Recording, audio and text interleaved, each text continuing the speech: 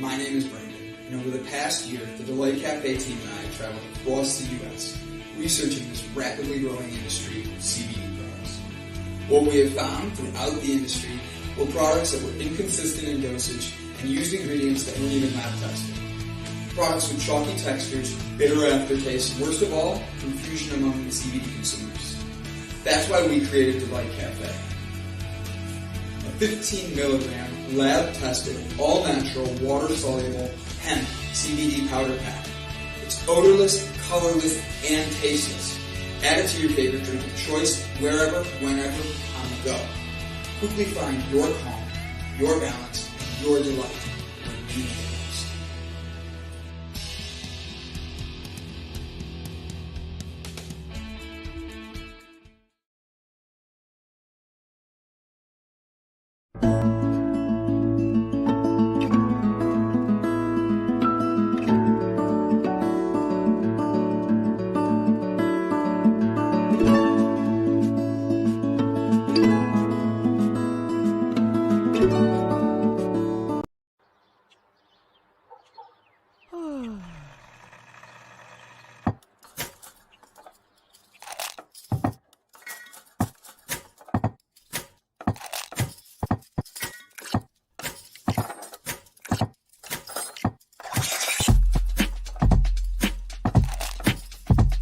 Good morning. Good morning. Java Delight will uplift you. Stay tuned. The show is about to begin.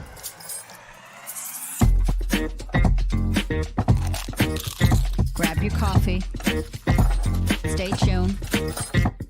This show is about to begin.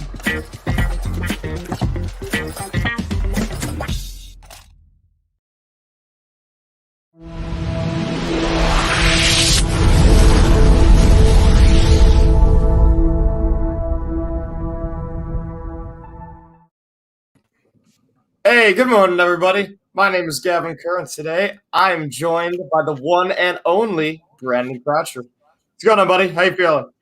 I am well. My camera keeps moving today. It's like there's a ghost in here. It just keeps going, slowly moving to the side.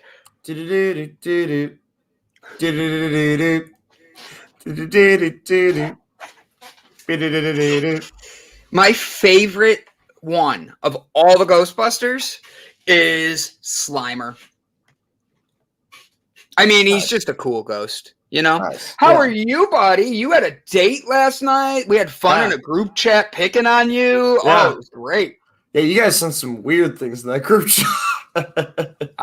I didn't. I was like... Some of those gifts, I don't know, man. They were questionable. They were making fun of Brett. The one in particular. Okay. The one in particular, because his joke, the one where he... that... I'm gonna be honest. I'm Brett. I'm gonna be honest. I wasn't paying too much attention to the group chat. I was getting stuff ready. You were sending pictures. Don't even lie. Gavin sends us pictures of chocolate-covered strawberries, whipped cream. He's like, guys, I'm getting ready for my date. And then Brett, being a boomer, starts saying all these random, weird, funny things. Yeah. He's like, don't forget your nipple clamps and don't forget this. And I'm like, wow, this conversation took a turn. Yeah. And that's why I started sending the fun gifts. Like, I'm like, let's just send inappropriate gifts of people making faces. Like,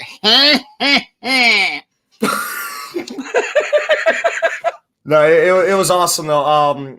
It almost didn't happen a couple times. It seemed like there were a couple things trying to stop us from having a wonderful evening, but we made it a wonderful evening. The first thing was I was driving, and then there was a red light, and so I decided to stop my car because it was a red light, and my car just didn't want to stop, so I kept pushing the pedal, and the car just kept driving. So I just kept driving for a while, and then I found a hill. And I started to go up the hill, and the car started to stop eventually, and I put it in park to find out that one of my brake lines had completely busted. Yeah, that's not good. No, it wasn't. Wait. Good. The brake line busted. Good morning, everyone. Yeah, the brake line broke. Yeah. I don't have an answer to that because wow. Yeah. Like, buddy, that's not going to be easy to fix either. Oh, no, that's super easy. You just replace the Is it? baseline. Yeah. I've done it before. Okay, so you know what you're getting into on this? Yeah, well, I'm just gonna. I took it to the shop around the corner. A buddy of mine owns the shop around the corner, so I just took it there. I know how to do it. I just don't want to. Okay. Plus, the shop was a lot closer than my house was, so it was a lot easier to just kind of like very, very carefully drive it there. I had another buddy of mine drive over and bring me some brake fluid because we thought at first, because I've had a leak for a little bit now. And so I thought that I just ran out. Like I thought like I hit the brake too hard previously and just ran out of brake fluid. Well, I'm a little embarrassed. Look at Cherry McQueen's comment. Super easy. Replace it and bleed it. I thought it was a bigger job than that. Apparently, it shows you my handy skills. No, it's just a brake line is just a it's like a very thin pipe under the car. Like it's like thicker than your average wire, I guess. I don't know. But so you just take it out and then you just put more brake fluid in and you just pump the brakes a whole bunch and get all the air out and bleed it. Well, let's pump the brakes here for a second. Tell us what happened else on your date, because now we know your brakes weren't there, so you had no way of stopping this train once it gets going. What happened? I was having fun with my text messages. That was good. That was a good one. Yeah. I have my dad jokes that work. See what I mean? My camera moved. I didn't notice that. Nothing is moved here. I barely move. I know I move all the time, but like it's a sign. What does it mean? It means that I'm supposed to look this way. It means your camera isn't properly mounted. Probably. That's actually more true. It's probably because the camera's mounted and then sitting on a few things. So, it happens. Yeah. But so then we were gonna go get sushi, and the plan was to go get sushi, go to the Metro Parks and have a picnic, and then go to Hatfields. However, it was boiling hot out still. And the first sushi place we went to had like an hour wait, and we were starving. So we went to another sushi place, and they were closed by the time I got there. So I was like, you just want to go to Hatfields? And that ended up going phenomenally. We went there. We both got food. It was absolutely delicious. I played a couple songs. It was open mic night. They want me to start hosting open mic night there. So that was another part of the reason why we were going there anyway, so I could talk to the head of that really quick. And we go there. I play a few songs. I caught her recording me playing songs, so that means that she either liked it or is going to make some really funny memes of me sounding bad later. I don't know. We'll see. Either way, whatever gets me trending, right? And then, yeah. And then we did end up going to the Metro Parks. We went at night because we got done eating and it was dark out, but it ended up being really nice. Even though we couldn't really see the Berea Falls, it still sounded really nice, and there were fireflies everywhere. Like I haven't seen fireflies at all this summer. And the Metro Parks, the spot that we were at, it looked like I felt like I got hit in the head really hard, Looney Tunes style. They were just lighting up all over the place. It was so beautiful. Really? And so yeah, so we enjoyed the fireflies. I put on some oldies and we danced a bit, and then we went back home. And I had chocolate-covered strawberries with white chocolate that I had grated on top of the strawberries. And so we relaxed. We hung out, talked, and ate strawberries together. That is really cute. What a cute date. I love it. I did nothing like that. The work you and Joe are going to come over and do? Yeah. Oh, yeah. It's supposed to rain. And so my parents had all the soil and the mulch delivered. And then an hour later, the construction guys showed up for my dad to get his driveway put in, and it's all in the way. So instead of me being able to get my work done, I had to start moving everything and getting loads of soil. And then I had to rotor till the backyard and do a whole bunch of stuff. Long story short, I got it all in. I got it all moved. I got it covered for us. I got everything rotor tilled. Now all that's left is for me to honestly just get the soil down, plant the new plants in there, and then we're mulching it. My dad actually has got other jobs for you guys, so he can give you guys work and all that. But it's just funny because, so yesterday I got that done. I ate dinner. My mom didn't want to cook, so my dad was at a dinner meeting. She calls him and goes, "Can you bring your son Taco Bell home?" I'm like, nice. And then my favorite is, and I mean this completely sarcastically, I haven't been eating fast food as much. Like, I've been really trying to watch what I eat. And I literally was like, okay, just get me a number 10. I didn't even know what it was going to be. Just no tomatoes, number 10. I'll eat it. You know, Taco Bell has changed their menu so much. They don't even have a number 10 anymore. They have like a number like 5. And my dad's like, so the guy behind on the mic, on the ordering thing, was like, we don't have a number 10. So my dad calls me and he's like, they don't even do number 10s anymore. What do you want? And I'm like, I don't get tacos. Just tell him tacos. It's Tuesday. This guy through the mic, I could hear him while I'm running a rototiller going like this. Yeah. I can hear him being annoyed with my order. And I'm like, you know what? I don't need Taco Bell that bad, Dad. He goes, I already ordered it. I'm like, okay, thank you. My bad. The only time I ever go to Taco Bell is if I am starving, and it's usually very late. It's always very, very late at night. So I'm starving and don't want to cook anything, or if I am heavily intoxicated and somebody orders it or picks it up for me. I like that. I get it. Mine was just I needed food. I was rotor-tilling for hours. Like, my parents' backyard has a lot of erosion right now, so we're putting in plants to help stop the erosion before it gets too close to the septic tank and all that. But dude, like yeah, that's all I got for you on that. Is that? So let's say hi to everybody and wish them all a good morning. What do we want them to comment today? You and I should have something ready, like the grateful thing we usually do. But let's do something. You're coming up with something creative, all right? Okay. I was going to say that I was grateful that I didn't die yesterday when my brakes got out. That was pretty cool. You know what? I like that.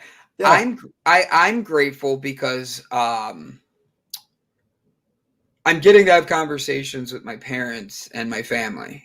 And literally they're being very different conversations compared. Like my dad's neighbor's crazy. And he just started crap with my dad right before we got on air. And I was laughing about it, telling you about it. And this guy, Herb, is old guy. And he's just angry at the world and always has been. So my dad gets all mad and he goes, he's ruining my day. I'm like, you're letting him ruin your day. Yeah. Look at how this guy's he chose to be angry. He then takes it out on you. Your response is now leading to you staying angry. I'm like, I'm grateful that my dad actually talked to me about that because he actually walked away going, okay, you're right. I need to understand. I've said what I need to say and I need to let it go now. I'm like, so I'm grateful because I always hated coming home to my parents' house. And now that I'm here for a little bit and I'm like fixing things in my life and getting myself into that next phase, it literally was one of those things where having this opportunity to have this conversation meant the world to me.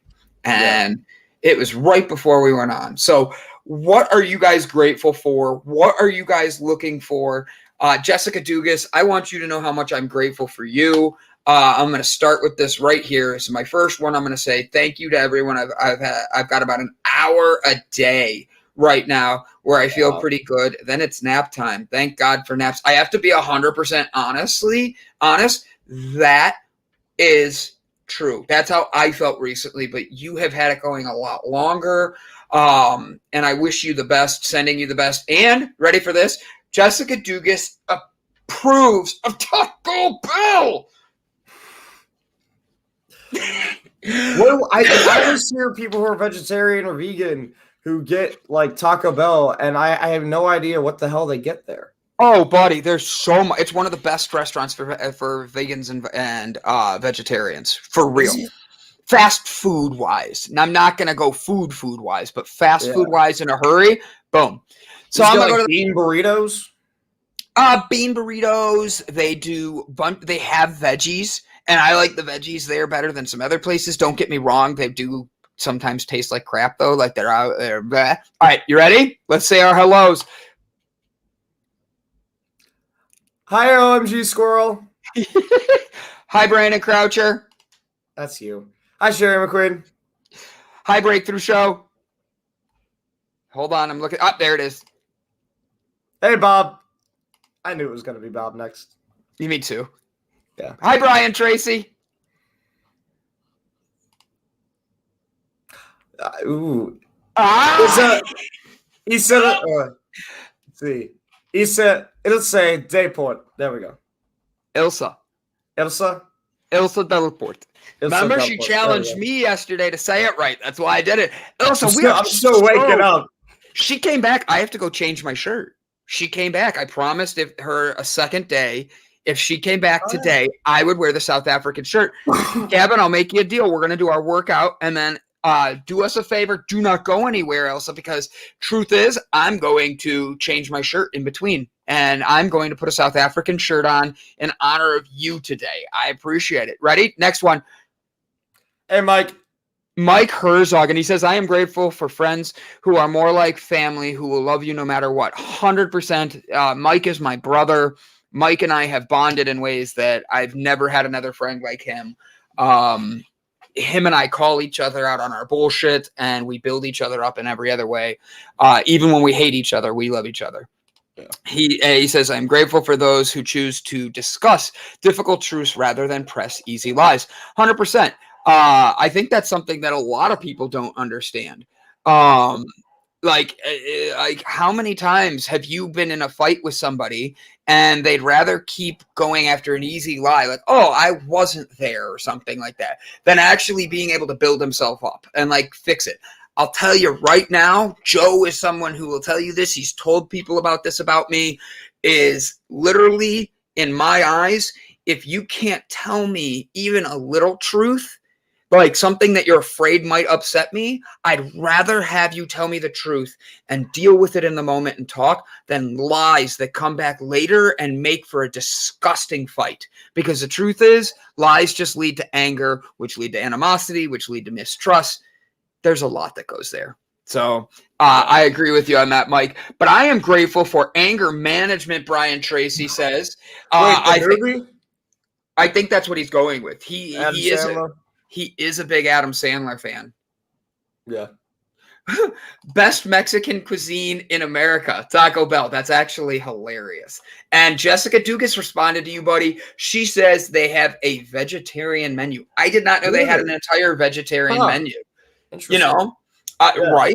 And then you have I'm gonna make her like have fun with us today. I hope you're ready to work out, Miss Delport, because on Wednesdays we have a workout program where you literally within a few feet, you could see I'm already sweaty. Truth be told, I did work out a little this morning. I woke up at 6 a.m. I started meditating at 6 a.m. I started exercising at 6 a.m., 6:30.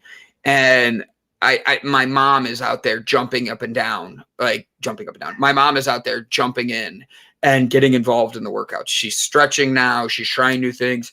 I had a meeting yesterday for a inflammation with CBD and other cannabinoids, and I'm getting the samples of them sent to me. And my mom is going to be the first person to try them and be the first one to say whether we are able to actually bring on another product that works with people with like restless legs, to someone like Joe when he's working out and the back gets all tight, or muscles get tight. It'll help inflammation go down and really be able to, and it's a lot more cannabinoids. So it's going to be a really cool thing we're working on. We don't have Taco Bell in South Africa. I have a question. Who is your taco provider? Because everybody needs tacos, especially on Tuesdays. We have Taco Tuesdays. We have Wine Wednesdays. That's why Americans are drunk. We have Thirsty Thursdays, drunk. And then you still go out and drink on Friday and Saturday. And then football on Sunday. And we wonder why we're alcoholics in this country. You know what's strange, though? Compared to a lot of other countries, we don't really drink that much. See, I disagree. In other countries, they do drink, but they let them drink at younger ages. Yeah. So let's just go directly to Spain, okay? Yeah. Italy and that. My neighbors, I grew up with this family. They were having me at 12 years old have one glass of wine with them. Yeah. And it's good for your heart and everything. It sounds like they drink a lot more because they drink every day, but the truth is, they have a balance with it. They teach their kids at a younger age about drinking. So it's not the alcoholism in the US is so much higher than the rest of the world. And it's interesting because of the fact that one of their reasons is that they have we don't have the knowledge of how these drinks can affect us the way other countries are like, no, this will hurt you if you drink too much. Don't get me wrong. They're still alcoholics. They're still drunks, but it's interesting. No, it's what happens when, you have that kid whose parents never let them do anything, and then they end up growing up, getting a taste of freedom, and do everything. True. I'm sorry. This is a great go around. Ready? She see, now neither of us can say her name. Miss Delport would destroy you guys in the workout department. Her rebuttal is, oh my God, priceless. Stop lying to people, Brian. I only run my mouth, jump to conclusions, and exercise my demons. Absolutely love that answer. 100% love it. Vegan menu, everything except the meat. I love Bob. Joe's chiming in the private chat. He says Americans drink more. They hold the records. They hold records as sad as it does in Ohio. I don't know what that means. He's fixing it. I think that is hilarious. So guys, we have Joe coming on today. Joe's going to be jumping in here in the next few minutes, and we're going to be doing a workout. And I already have myself sweaty, so all of you can wonder what's wrong with me. And I, just as Gavin has heard many times, I sweat eating ice cream in the middle of winter. So please know, as I'm dripping here, it doesn't matter if it's a onesie, and it doesn't matter if it's in a t-shirt. Brandon is going to sweat. Joe's already laughing in the background at me. I see it.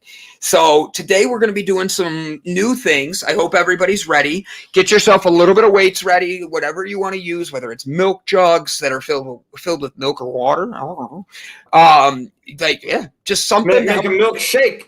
My milkshake brings all the boys to the yard. They're like, I hope it doesn't bring any boys to your yard. Your yard is under construction right now. That sounds dangerous. Actually, I should. As soon as I get the camera moving, I'll show you guys out the front door or out my window. You could see all the construction going on. These guys are working. Like it's insane the amount of stuff that's being tore out and all that. The whole driveway. But yeah, so Joe's going to teach us a few things today. Our warm-up is going to be side shuffles. That's where to the left, and back now, y'all. Okay, and then we're going to do the lunges, and those are really good to get you all ready for the day and out. And then we're going to get into some curls, and Joe's going to teach us different presses and why we need to be doing them and what they're going to help with our bodies and what the significance is. So what I'm going to do is bring Joe in and have him.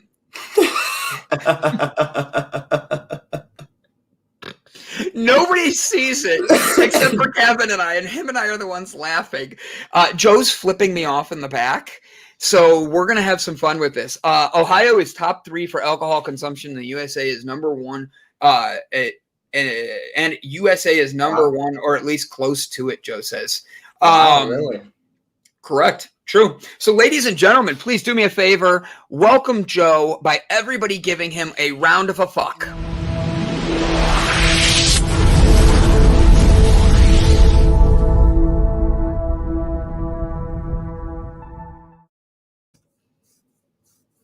I hate him. Ladies and gentlemen, it is Mr. Fuck Joe. Joe, I am excited to have you here, buddy. We got back from Vegas. I haven't been able to be on as much because of being sick, but now I'm back, and you're here. Joe. Is that with a V or a B on the Vegas there? It's a B. Vegas. Okay. Vegas. I went to Vegas. Like the water. Like the water. It was, right next to Las Vegas. It's got the water. It's Vegas. By the way, did you happen to drink any of the water while you were out there? Not in a bottle? Because if you did, you're welcome to your stomach issues. I have to be honest. I think I did. Now that I think about it, and it makes me worried. That's why your stomach was probably effed up. Oh my God. Well, where would you have drank it? Because Probably in the shower. actually, that's the funny thing is I was about to say, I think I drank it in the shower. After brushing your teeth instead of just rinsing and spitting. Yep. Because I always drink. I always do a drink when I'm doing that. Like I'll be showering and be like, yeah, I'm all good. And the next thing I know, I'm like under the shower. Yep, that's the noise I make when I'm drinking in the shower water, no matter where I am. I don't remember if I drink shower water or not. We all drink shower water. Probably just bath water. It's with love, Joe. Right. Did you see this? Yeah. Sherry gets all nervous. Oh, gonna go watch Trump announce the class action lawsuits against Facebook and Twitter executives. I'll be back. Wait, she rides a motorcycle, dude. Have you seen our new girl, Elsa Delport? She is amazing. She's from South Africa. She's here to have fun with us. She's here to pick on you. She has no idea what fuck Joe means, and we're just going to get her to start saying it. I think I'm going to go later today to not Hatfields, the one downtown in the Flats. Truman's, thank you. All I could picture was H's. I think I'm going to go to Truman's and just get Mrs. Wolstein to say that once for a video as a commercial for the beginning. No. Nobody on this busy lady. She doesn't have time for your shenanigans, Brandon. She's done it before for us. Joe knows that. That's why he's like, no. So Joe, how are you doing? We haven't got to talk to you. Let's catch up for a minute. I'm going to turn my camera off while you talk and adjust where I'm going to be working out so I can move the camera and we don't have a but talk to us. Tell us what you're up to, buddy. How you been? I'm good, man. I'm not really up to much different. I like to stay very consistent in a routine. So gym every day, working, keeping those eyes open, doors open, and trying to help delight. The Vegas, honestly, was a really good time. See, Vegas isn't for a person like me. I don't like to drink and I don't like to party. So most people look at me like I'm crazy when I say the work part was actually the funnest, and I enjoyed that the most. I'm not really big on 100 and something degrees in your face and dry out your eyeballs heat. Didn't have enough time to get used to that, but the experience was cool. It's definitely to see somewhere different from home is always nice. But other than that, just working out and doing my daily stuff and just getting dental work done, MRIs done. Just disappointment month, in Ohio for me. You have dental work getting done today, don't you? Yeah, and I'm here, so I can't go to the gym now before it. Well, so you guys got me a little cranky. That's okay. Don't forget that you also got that wonderful In-N-Out burger while you're in Vegas. That is true. That's probably the highlight of my trip anywhere I go that has an In-N-Out burger. It is always the most memorable moment. And then Brandon pushed my milkshake on the ground, so it made me a little upset. So, right, Gavin? Yep, 2 thumbs up. That He's gonna give you 100% accurate. He's giving you a thumbs up. 2 thumbs up, actually, Brandon. So that means I saw that double verified.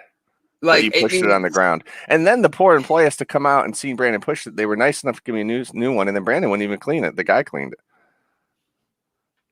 But they spread a delight in my life by giving me a new milkshake, so it was very kind of them. No, I'm just gonna nix that. I did not spill crap. All right, buddy. I spilled my own milkshake. It didn't bring any boys. It technically brought the boys to the lobby. Did. It brought the boy to the lobby, and he mopped like he's better than yours. All right, Brandon, let's go. Okay. You got 1 minute. There's my mom's ordering. See, Brandon, you should just lift all that up and organize it, and there's your workout for the day. I did, and then my mom came in and took it all out of the closet. Boom. Oh. I'm ready. Can you see me? I can't see it. I can see your chucks. Yeah, they're red. All right, talk to me. Here we go. I'm just waiting for you to be ready, sir. I'm going to move this to the ground. How's that? Yeah, Jessica, see, Brandon was actually upset because the milkshake technically did bring the boys to the yard, and his didn't, so. I didn't get a milkshake. See? I don't have a milkshake that brings boys to the yard. And they're like, all right, go. Ready? Side shuffle. To the left. You ready? To the right. To the right. Now back, y'all. Brandon, you actually ready? So get in a squat position and you're going to side shuffle. And for 45 seconds, so just go left or right. All right, go ahead, Brandon. Go ahead, Gavin. Gavin, get your butt down a little bit. Can you see up my shorts? I hope to God not. I wore underwear today. So talk to us, Joe. What are the side shuffles doing? Are they getting rid of my love handles? Are they getting rid of my flabbiness? No. Side shuffles is just going to work your legs, get your heart rate up. It's just a good warm-up. Did he just legit fall? I did. Like not acted. You not acted at all. Rule number 1 about home fitness, everyone. Make sure you are in a safe area for Brandon, padded walls and floor, and that you do not trip over anything or do spirit fingers. You guys could stop while doing your workout.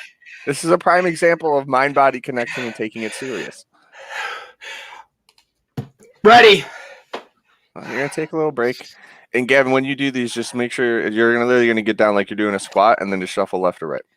Like basketball, your defense. Yeah, pretty much. Which is probably why Brandon's naturally good at these. Except for the tripping over the invisible line. My shoes don't fit. All right, I'm ready. Are we on to the side shuffles? More seconds, yep. Okay, tell us more about these side shuffles, Joe. I mean, there's really not like a lot to know about them. It's just a really good warm-up to burning your legs. It's good for cardiovascular health. Gavin, are you going to start? You're 13 seconds behind B. I mean, like in hockey, we did these goalies and non-goalies. It just helps really build leg strength, builds endurance. Brandon, stop throwing things at the camera. Gavin, just go as fast as you can with the space you have. Come on, Brandon. Oh, I thought I did 45. No, you got 10 more seconds. I bumped it up to 45 seconds to you guys today. And you can handle it since you guys have been working out. Rebound. All right, you can stop. Rebound. You can stop, Gavin. You're good. I'm ready. So the next one's going to be lunges. I do not want you guys to rush through these. I want you to make sure that your form is good. So just take your time and alternate legs, front left leg, front right leg. And the whole point of this is going to work your glutes, your hamstrings. It's going to build your legs up and just kind of also stretch your body out a little bit, getting into that position. So it's just going to warm you up a little bit. You always want to warm up before you exercise and then stretch. Most people stretch beforehand. That's actually wrong. You want to get your body a little warm, a little used to it, a little adept, and then stretch. All right, guys, you ready for lunges? Just standard lunges, Brandon. Sorry, I was trying to make sure I clicked the right stuff and move things. And I can't see the comments. Sorry if anybody's commenting. Ready? Is that better? Okay. Yep, and you guys are just going to do as many as you can in 45 seconds. So go ahead. But don't rush. Yep, there you go. And it's okay to lean forward a little bit on a lunge, but just don't go too forward, and then do not space your legs too far out in front of you to where you lose balance and you're actually over extending and hurting your hips. Brandon, be careful so you don't get hurt being cocky.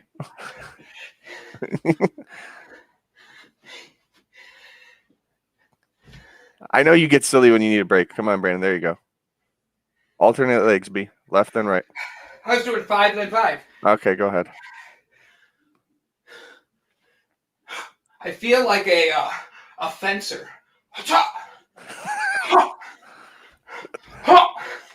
And stop. Hey guys, who else is working out today? Anybody? Just me dying over here in this heat? Well, is that because the workout or because you fell? The room I'm in. I closed all the vents and turned the heat on. You would. It's like a big onesie. I called it. Ready? Did you read my comment at the bottom scrolling? Oh, and go. Uno. I just instantly think of Step Brothers. Brandon, you got to go lower, buddy. Bring out your leg just a little further.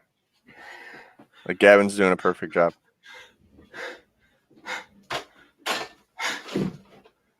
I was nice enough not to add weight to these, but I should have, so Brandon's hands would have been busy.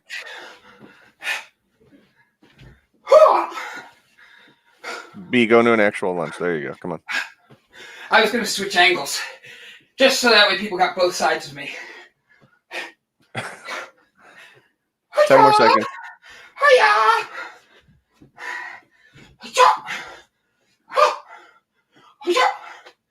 Three musketeers.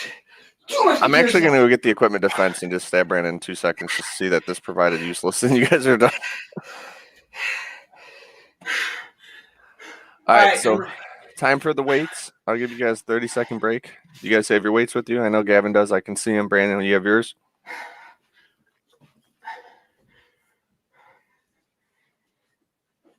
Very nice. So we're going to do wide curls. I'm hoping you guys look these up a little bit.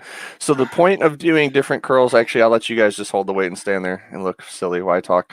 So the point of doing different curls is to hit the different heads of the bicep and also to bring muscle confusion. So that way your body's not used to doing the same rhythm over and over. So you're challenging yourself. So the wide curls are going to hit a different part of the bicep head than a standard curl would. So guys, get into form real quick, just so I can make sure you're doing it right. And then you can start curling. No, Brandon, that's going to be for shoulders. So look at Gavin real quick on the cam. Yep. So see how his elbows are back a little bit behind his back? Curling. Yep. And you're going to curl to the side. So it's just called a wide curl. All right, go ahead. 10 of those. You guys do them at your own speed and own count. That way we stay safe that way. And just make sure when you guys are coming up to the top, you hold for that quick second to get that pinch with your bicep and actually curl your wrist a little bit inwards. Just so that way your bicep head's actually getting worked.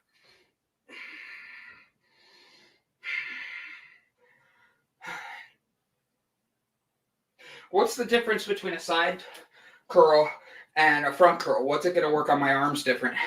Different heads of your bicep. So standard curl is just going to work your general overall bicep depending how you're coming all the way down and then up, where a side curl is specifically hitting more of the front head, the wide curl. So it's just like shoulders. A lot of people, when they do their shoulder workouts, they always do their favorite ones. Problem is your shoulder has 3 heads. It has your front, your middle, and your back. I do not know the medical names off the top of my head. I apologize. But just like in life, you want to be well-rounded when you work out and you want to have balance. So you want to make sure that you're working all the muscles and not just, like the front part of your shoulder or just the back part of your bicep. So, all right, ready for your second set? You guys are doing 2 sets each for 10. Get it. Should my knees be bent? They can be slightly bent, but they don't need to be. Whenever you do a weight exercise, generally when you are standing free weights, you want to keep your core engaged. Therefore, it's indirectly working your abs a little bit. It's not the same as an ab exercise. And then you want to make sure you're focused on your breathing and the form of the exercise. You look like an old school rap video with the cameras down low. Drop it like it's hot. No, I meant like older school rap video.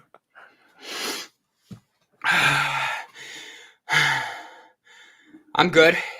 We'll let Gavin do his set. Take about 10-15 seconds because you guys are going to do what's called a drag curl, which is going to really hit the front head of your bicep. So another creative bicep exercise for anyone out there that's kind of sick of doing standard curls or just curling a bar on cables. This will give you some diversity with dumbbells just to put into your workout. They're really good. They're different, and you don't have to go super heavy for either of these to get results. So it's one of those things that are really good for burnouts or high rep, high volume type workouts. So how do I do this one? Pick up your guys' weights. Well, I'm trying to see it because I'm at the camera. I can see the screen right now. Okay, so here. Well, no, watch Gavin then, and then I'll make sure Gavin's doing it right. Nope, so that's a shrug, Gavin. You're going to do what's called a drag curl. Yep. Slightly bend over. Nope. So drag curl, I don't have a lot of space. You're going to be slightly bend over like this, and you're actually going to curl up like that and make sure you engage the bicep. Yeah. So it kind of looks like a back. What's up? Yep. Straighten up a little bit, Gavin. I know it's hard because you want to be in camera, but yeah. And the whole point is you want your elbows behind your back when you start. Yep. And then just curl the bicep up. There you go, Gavin. And try to get it to where it gets nice and under there and it pinches your bicep muscle. Yeah, they're a little different. It kind of takes me, even though I've been doing them for a month now, a couple reps to kind of feel the form, which is pretty normal for a lot of workout people. Sometimes when you do a new exercise, the first 2 reps are kind of feeling it out until you hit that sweet spot, and then you're going to continue the exercise once you get the sweet spot. Did you do 10, Brandon? I did 12. So that means you did 8. Got it. I did 12. Gavin, you feel it? Okay, cool. All right, we'll take a little bit of a break. I'm ready for my next one. Can I move into it? Yeah, go ahead. All right, here we go. So, Brandon, elbows start behind your back, and then you want to curl up and into your bicep. Yeah, but you want to stay slightly bent over. So you want to. No, you're just bringing the weight up to your bicep, and that's the curl. That's why he did 12. He was using his back. Didn't switch to lighter weight either, did I? I love it. Friendly competition. Helps drive people a little more forward in the gym. 9, 10. Brandon, I will show you how to do those in person on Thursday. But the effort, 100%. I appreciate it. Just like back in school. A for effort. Yeah, that was me a lot on the test. Well, you at least completed it. You tried. All right, so we're going to get off the bicep muscle, and we're going to work the friendly neighbor of the bicep muscle, which is the tricep muscle, which is going to help with anything that is a put. Thank you, Gavin. Our on-site fitness model. We are going to work the. Joe, have you ever considered doing like it? Yeah, Sherry, I have honestly. I kind of like training friends and clients online better than doing like an online fitness class. I don't really have experience teaching a whole class, even when I was in the gym industry. So, Brandon, stop what you're doing. Let me answer Sherry because you're doing the wrong exercise. But I kind of like to be more personal with my clients and help them achieve their goals. Like classes are really good for overall workouts, but it's not like pinpointing what one specific person needs. It's just like a good workout for a group. So, Brandon, tricep press is going to be both weights same time. Look, I know you can't see the camera, but I'm going to show Gavin because he can, and then he can show, or you can come to the camera over. So tricep press both times, just extend. Okay. So Gavin, you're probably going to want to go with the lighter ones on this, buddy. Just being honest. If it feels too light after your first set, you can jump up to the heavy ones. Yep. And so here and just up, extend. And now don't lock your arms completely straight. Yeah. You just want to get mostly straight. So you're going to still have a slight bend in your elbows. Yep. I'm glad that you took time to do that on your break. That's very nice. And just 10 of those. Yep. Just like that. And you'll notice there's a lot of ways to do this exercise too. A lot of people like to do single arm at a time. It kind of lets them go maybe a little bit heavier because they're not balancing both arms at the same time. You can do both. You could do this as an overhead press on the bench or the ground.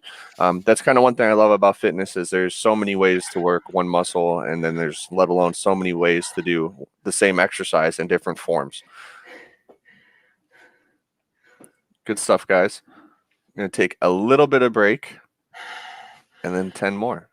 I will actually let you gentlemen start when you're ready. When you feel rested, you're good to go.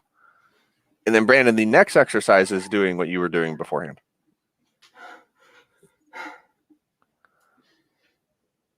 Yep, and just try to keep your core a little tight and make sure you guys are breathing. There you go. Yep, Gavin, just try to keep your elbows as much like not too far to the side, just as forward as you can. If it's causing any pain, then you can go out a little bit more to the side. That's the best way to judge where it's good for you. Yep, there you go. Perfect.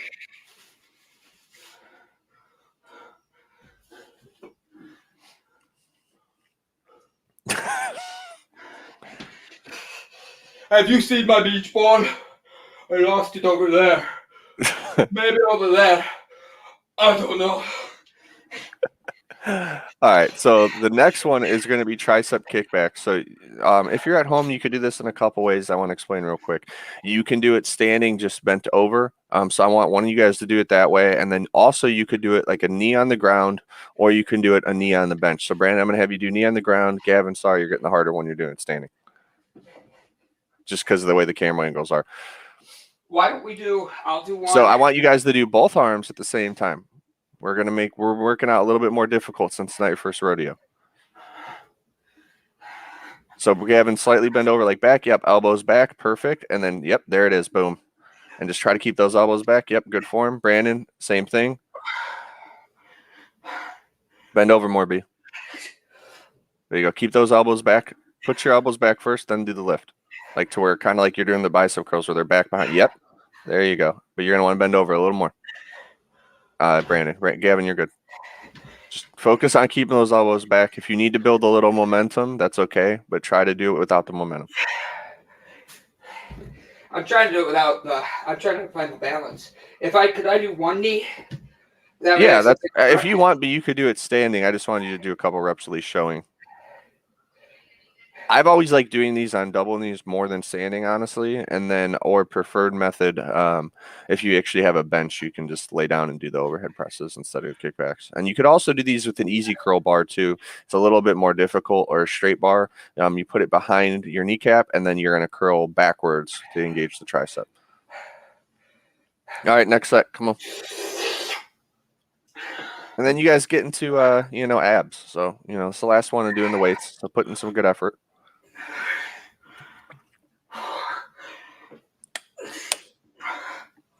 Gavin, just get to what's comfortable for you. You can bend your legs more if you want. You can bend over a little bit more if you want. Just make sure that it feels correct to you. I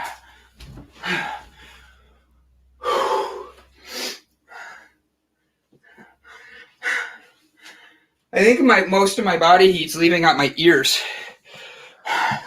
You're kind of like the Anger from the Inside Out movie where there's a little fire on his head. You almost got me to spit water at the computer. One can hope. Obi-Wan Kenobi. All right, hand taps.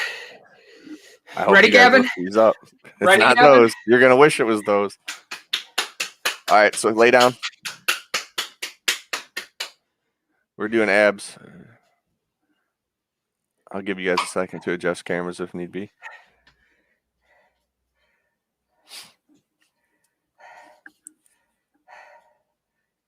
Okay, I'm ready. All right, so you're going to lay down flat on your back. Okay, so this one's kind of like you're doing almost a normal crunch, except you're going to stay slightly set up. You're going to have your hands up, and then one's going to come up and hit the other down, and vice versa. Yep, and then put your legs up just a little bit, Gavin, a couple inches off the ground. Yep. Okay. Yep, and all you're gonna do is just go like this. Keep down, one hand down, one hand up, and you want to keep your core engaged and tight the entire time. Brandon, you're not doing that. You're keeping slightly bent. Your legs are slightly off the ground. Your hands are up in the air in front of you. And then Brandon, you're gonna touch your hand. Bring one hand down, one hand up. Sorry, Brandon, I'll answer you in 1 second. Yeah, Gavin, and just stay that C position. I've only done these once or twice, so I just want to throw some new at you guys to see what you think. I think they're okay. I think it's kind of a good exercise for beginners for abs because it's going to hit your upper ab muscles. So just like shoulder and bicep exercises, there's different ab exercises to hit lower, middle, and high. Generally, upper abs are kind of easier for people to hit in the beginning versus like lower abs can cause a lot of discomfort only because it moves the gases around in your stomach. So Brian, avocados are a great fitness food. It's a healthy fat, obviously just like anything else in moderation, but you do need fats in your body. It is a healthy one. And honestly, it's one of the healthy foods that a lot of people love the taste of to where they're not complaining. So it's a good fitness food. Just don't overdo avocado. How important is breathing properly when exercising? Sherry, so breathing, why I give these guys a break, is extremely important. For example, I don't know if you ever watched videos of guys lift like really heavy weight and not breathe. They could pop blood vessels in their eyes and you can get injuries. You can pass out, especially if you're going heavier or you've been doing a lot of cardio and HIIT exercises. So just think of it.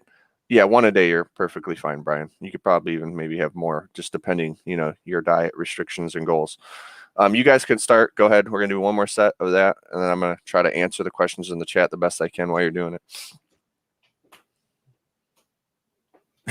Nice, Sherry.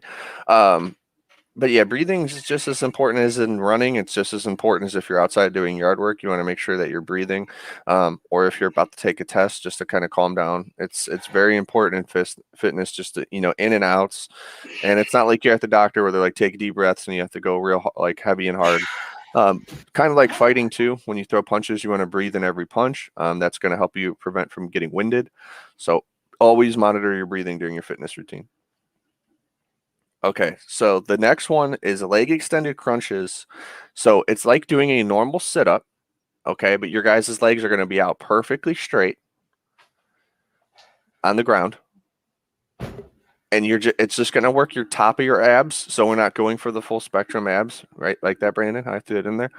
And you're just going to come up and just do like a quick little crunch, hold for a second, and come down. So you guys can do your hands however you prefer, behind the head or in front of your body. And we're just going to go for 30 seconds. You guys are just going to get as many in as you can. Don't rush. Focus on your form.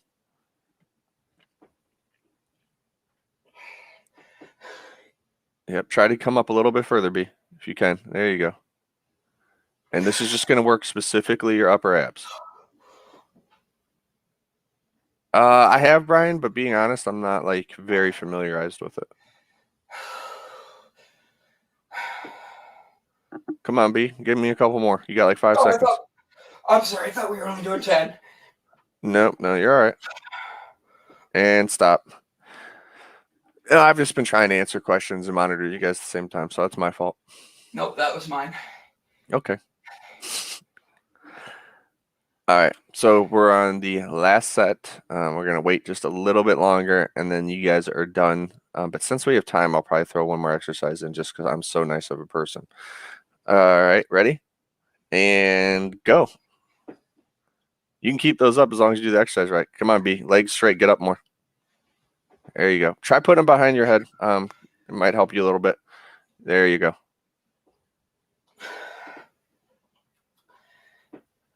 And Gavin, just make sure you're getting that pinch on the way up because I'm not there to like see if you are or not. Do you feel it, Gavin? Okay, cool. Come on, B. 5 more seconds. Come on. Do 2 more, B. 1 more, B. And stop. So since we have, like 8 minutes and, I got to make sure I get the full 30 of my time here on the morning show, we're going to probably do one more exercise. I'll be nice enough not to make it abs. We're just going to do what's called a burnout exercise. So I will let you guys grab the weights.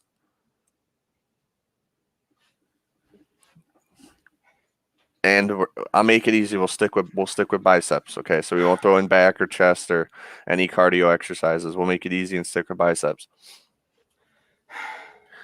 So all I want you guys to do is you're going to curl both weights at the same time. It's going to be like a standard bicep curl.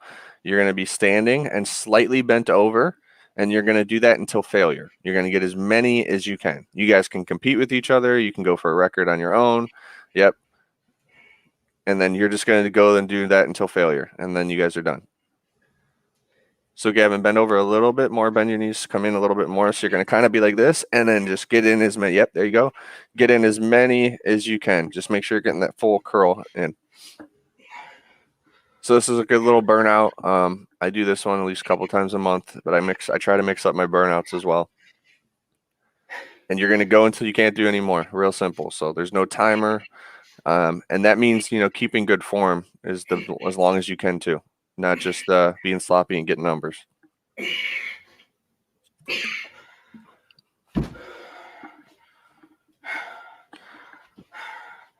Come on, Gavin. You got like 5 more. Oh, shit. You got like 3 more after that. Let's see. Can you get to 10:55? Come on, Gavin. Get to 10:55 on the clock. You got it. Keep curling. Keep curling. Keep curling. Keep curling. Beast mode. Come on. Come on. You're almost there. It has to be almost 10:55. Just breathe, Gavin. Breathe. Take a little break if you need it. Go until your arms can't move. Come on.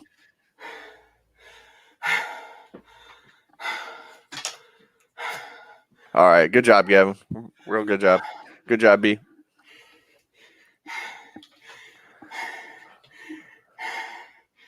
I need to get a glass of water so Joe talk to everybody. I've been doing that. Do it more. Yeah, Brian, I'll have to look that up. My morning smoothies are a little different. I do a supplement called Muscle Egg, and it's straight egg whites. So I do about 5 egg whites, liquid egg whites. I do a scoop of Greek yogurt, and then I do some like natural fruit, And then I put in turmeric. I put in a greens mix, which is like a bunch of greens in a powder. And then I put in creatine, and then I mix all that lovely blend up and chug that down about 5-6 days a week. And then if I have a cheat day on like Sunday or Saturday for like my cheat meals, I'll just have like a normal breakfast. Maybe some eggs and bacon, which not too often. I always like to have a light breakfast just because of my stomach. So smoothies, even on my like off days from the gym or like off eating healthy days, I normally kind of stick with the smoothie. Another good one to do, Brian, is you could do some peanut butter, and if you have like a chocolate protein powder with some like almond milk or milk, and it's like a really good sweet tooth or like late night one because it has your casein protein, so you're slow releasing protein. So that one's not too bad before bed is like a filler. And it kind of hits that sweet tooth for some people to where they're not craving the sweets we shouldn't be eating before bed. Nice. Like ice cream. I mean, that one's hard. I love eating ice cream before bed. I love ice cream. I do too. And it came out with the chocolate covered strawberries. I realized I was out of milk to help melt down the chocolate chips. I used chocolate ice cream instead, and it worked perfectly. So you wasted chocolate ice cream? No, yeah, I have a giant tub of Neapolitan ice cream. There's no such thing as wasting ice cream. I still ate it. It was an ingredient.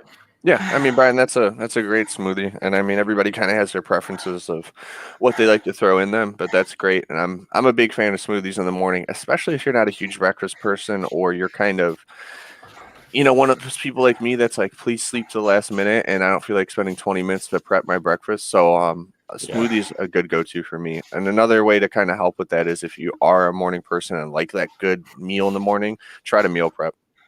Sure, you could actually eat cereal at night. Just depends what type of cereal. Cinnamon Toast Crunch. No, not that one. Kachava, Wakanda forever.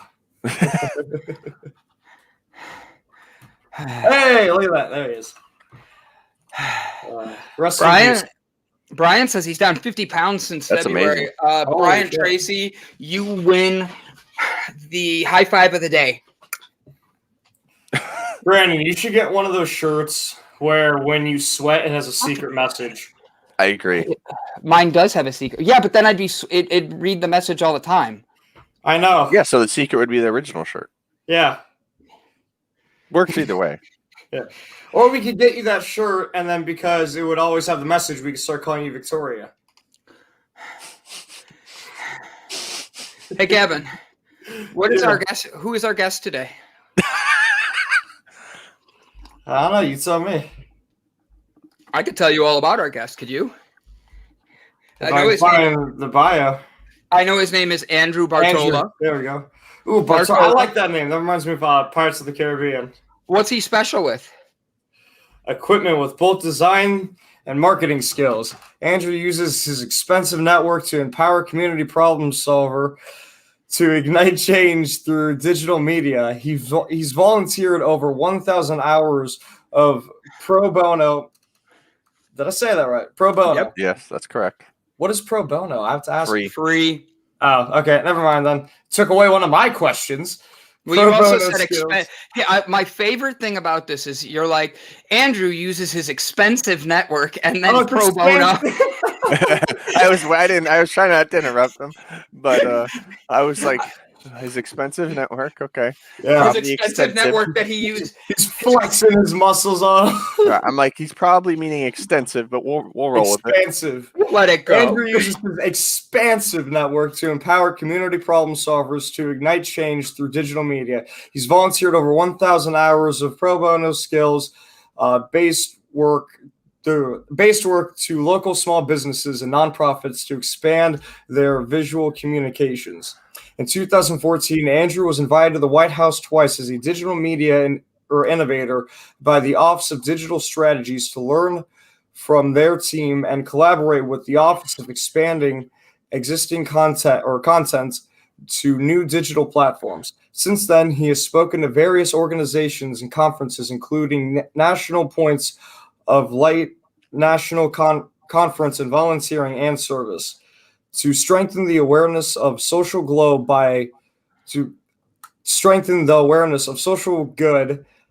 by way of social media, he regularly partners with organizations to host workshops on digital media and has been able to impact over 185 nonprofit organizations, helping them effectively share their missions and impacts. There we go. Hey, Nice. Gavin, me and Brandon actually have a really big surprise for you later on the 8th. You're going to come on just to read the intro. We're super excited to have you. What time? 6. 6. Ooh, I got a car that is the brake line's broke. So you won't be going anywhere and you'll be free. That's perfect. No, hopefully I'll go be picking it up sometime today because I have on my your DJ walk, coming since there. you don't have your car, just have your phone so you could read the intro at 6. All right, guys, I'm kidding. I know you got a great guest coming on the show. Good seeing both of you guys. Brandon, I'll see you later. Gavin, I'm sure I'll see you later. Good luck with the breaks. I will let you guys do your thing. Have a good day. Peace out. Okay. You have a good one, Joe. Thanks for working us out today. I kicked him out early. So, ladies and gentlemen, we have a really good guest coming up right now, Andrew Bartolotta. If I said that incorrect, guess what? Gavin read it wrong to me first, so that's what we're going to go with.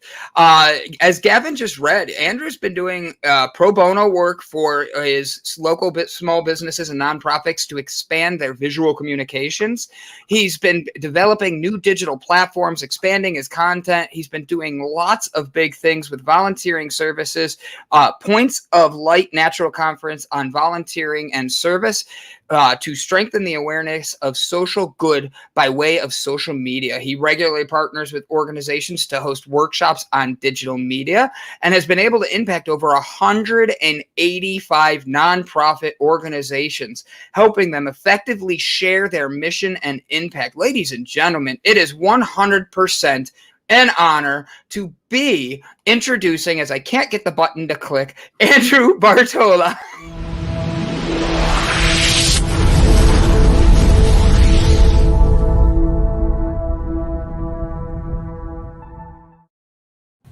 How you doing, Andrew? Doing good. Yourself? Good. Gavin, man, I gotta shorten up that bio so it's easier to read. I like how you missed the beginning of him reading it, where he was like his expensive pro bono work, and I'm like sitting there. Joe and I both looked at each other on the camera, like, "Wait, what?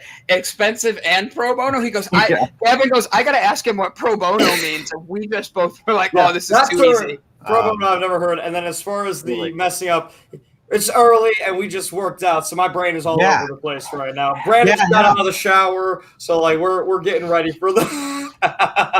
Well, I've been tuning in, and when y'all mentioned workout, I was like, "Oh man, not my cup of tea," but I guess I could do it. And then I was like, "Okay, cool. That's not my segment. I'm good. Yeah. You thought you were coming on for the. You can see how sweaty I am. Joe worked us out. We do that just because. With COVID, so many people, gyms were locked down. People weren't able to keep up with their regular maintenance for themselves. And sometimes that little bit helps them get started. I started doing this with Gavin in a onesie, but I have died inside the onesies on air. So for me, it was like, okay, they made me switch back to this.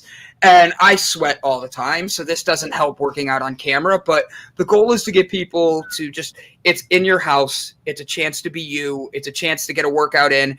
And you have someone who's a professional trainer like Joe, who you can blame if it's not going right. That's why his name's F. Joe. There you go. That's great. Andrew, you have done some pretty cool things. My first thing I have to say is thank you for what you're doing, especially with nonprofits. I'm a big nonprofit guy. I love giving back. I love finding nonprofits that are doing things that are not just out of the ordinary, but they're bringing the best out of people. What helped you get started with all your digital platforms and wanting to help these nonprofits? When I was in high school, I was in yearbook, which seems a little geeky, but in yearbook, I learned how to use graphic design programs, so the Adobe Creative Suite software, and then realized that I could use my skills for good. And so in high school, I started freelancing, helping small businesses and nonprofits anywhere that I could for free, just to help them with their marketing efforts, because a lot of times nonprofits don't have a large marketing budget. And so they're always looking for people that can help with social media, graphic design, videography, now podcasting. So it's been really fun. And so I've done a lot of pro bono work, which Gavin, free, that means free. And then and then I've also gotten paid to do it. And so it's been a lot of fun just being able to use your skills to help others. So what I've noticed about that little intro that you just told us there is, one, you said that you could use it for good, which I love, because in my mind that makes it like a superpower in a sense. You use it for good or evil. And then two, you also said that it's you joined the book club or the yearbook, which you mentioned. He's like, yeah, it could be seen as kind of nerdy. So you took this skill that some people might be self-conscious about, and you made your own superpower to better the lives around you. That is absolutely amazing.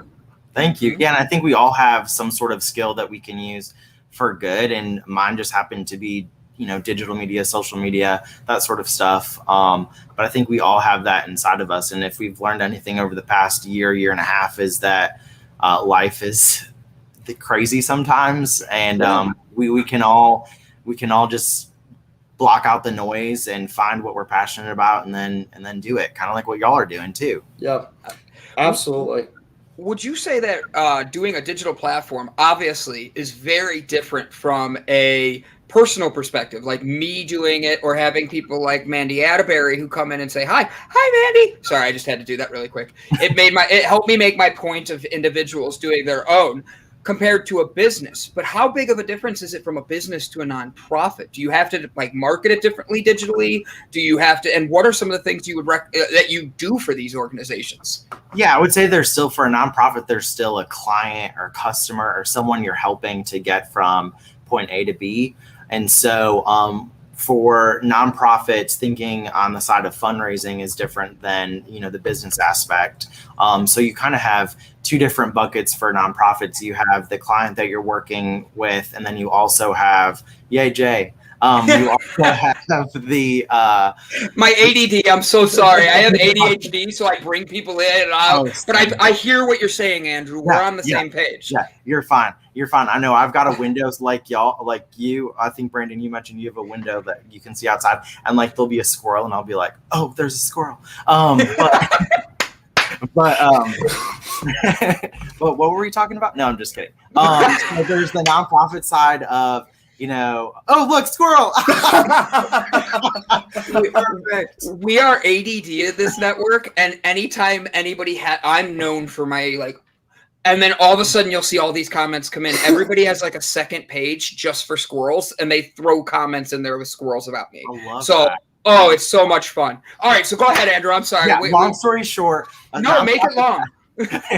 Nonprofit fundraising. So they have that side of development for them that you have to think about marketing efforts for. Then you also have the client that you're helping, that advocacy area that you're trying to accomplish. And what I tell nonprofits all the time is, you should be in the business to go out of business, because if you've done your job, there's no more work to be done in a nonprofit. And so a lot of times in businesses, hey, squirrel, for a business, you want to keep going years and, pass it down to generations. But for a nonprofit, your goal should be, I've done my job. There's no more work for me to do. Yeah. Right.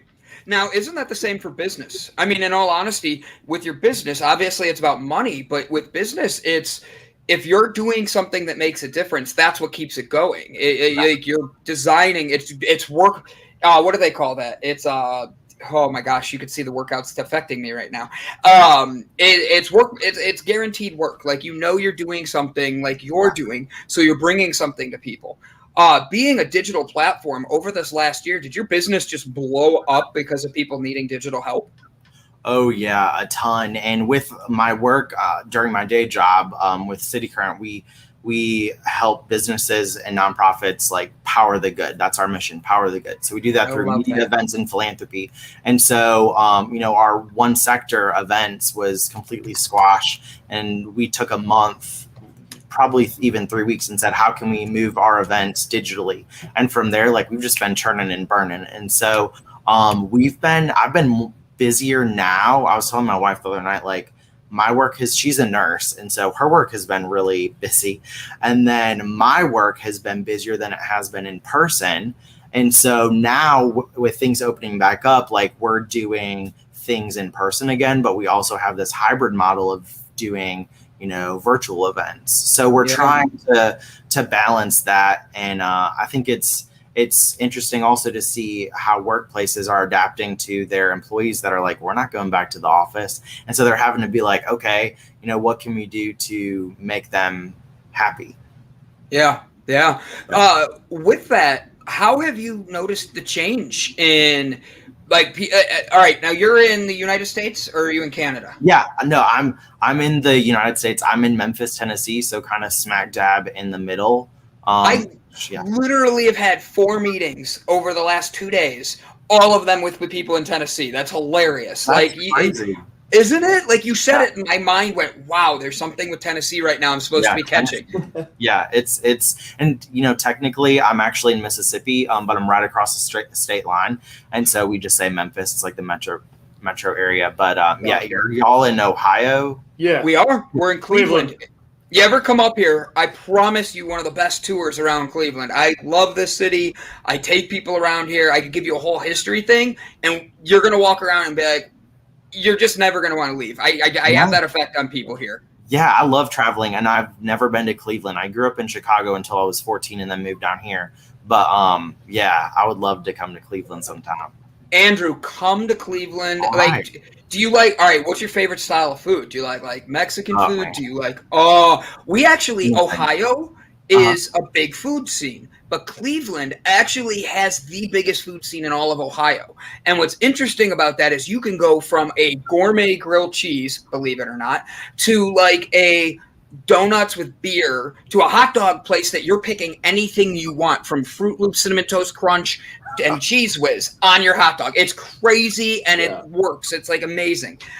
You get up here, buddy. I want to meet you and your wife. We're going to have some fun. Brandon onesies and paddock. Jay Bird is having fun with me today. I love it. I totally distracted us there, Andrew. I apologize. So thank you. I've been working out, as you can tell. But with everything you do, and you're busy out there helping these nonprofits and all that, the digital platform has switched. People aren't wanting to go back into their offices because they're able to do it more at home. Have you seen that that's actually been a big push for people to stay home after the pandemic because they are feeling more comfortable in their zone and getting work done? Yeah, absolutely. I've become way more efficient. We had more of an open office concept. And so for me, having people walk by and come in and sort of just ask, how your weekend was and stuff like that can really just take a lot of your time. And so being on the media side, and we have a radio show in Memphis and a radio show in Nashville. And so we have to do at least 6 interviews a week. And so being able to do them digitally through Zoom has been wonderful. And so doing them at home has been preferred because when you're in the office, you might have people to just distract you. So I think that there's going to be this hybrid work model where you'll have people in the office 2 days a week and then home 3 days. And then you'll have some people that prefer to work 3 days a week or 5 days a week in the office. But I think it's good. I think a lot of the lessons we learned in the pandemic are, it helps speed up the process of the future of work and the future of philanthropy and the future of media. And it really just took down barriers and sure, I mean, it was a shit show. And I think I can say that on here. You get one F word and then the rest are free. Oh, perfect. And so, it was terrible at times, but there were so many bright lights and lessons that we learned that I think it was what we needed almost as a reset. Yeah. What was the biggest thing you learned during COVID? What are you most grateful for after this? Oh, that's a tough one. So, I'll give you an example, just so that way I hope opens up your mind, your creativity. So, everybody can find the negative and find something. Oh, this happened. Oh, we didn't get to go to work. We didn't get to go to baseball games. We didn't get to do this. I don't give a crap. It's what did you find? For me, I lost friends. I lost family. People just faded away during the pandemic.